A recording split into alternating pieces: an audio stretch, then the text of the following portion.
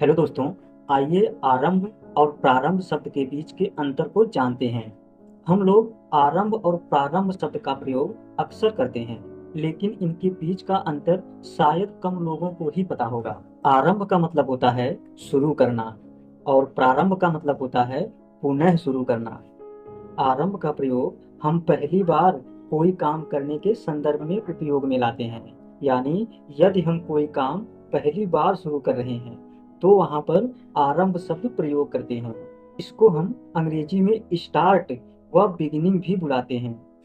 अब आइए प्रारंभ को समझते हैं।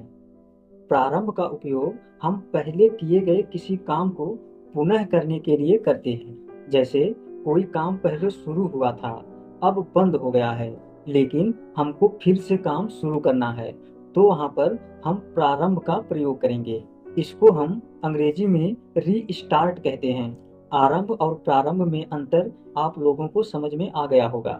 जैसे हमें एक घर बनाना है, और घर बनाने का काम जब शुरू करेंगे तब वहाँ आरंभ का प्रयोग होगा। जैसे हमने घर बनाने का काम आरंभ कर दिया है, यानी स्टार्ट कर दिया है। मान लीजिए किसी कारणवश घर बनाने का काम 3 महीने या 6 महीने के लिए रुक गया। उसके बाद जब हम घर का काम शुरू करेंगे तो वहाँ पर हम प्रारंभ का प्रयोग करेंगे। जैसे घर बनाने का काम प्रारंभ हो गया है, यानी रीस्टार्ट हो गया है।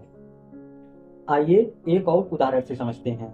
जैसे बच्चों के स्कूल का नया सत्र अप्रैल माह से शुरू होता है, तो यहाँ पर आरंभ आएगा।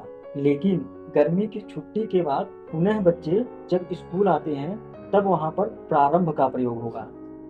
आई होप आरंभ और प्रारंभ के बीच का अंतर आप लोगों को समझ में आया होगा। इस वीडियो में बस इतना ही।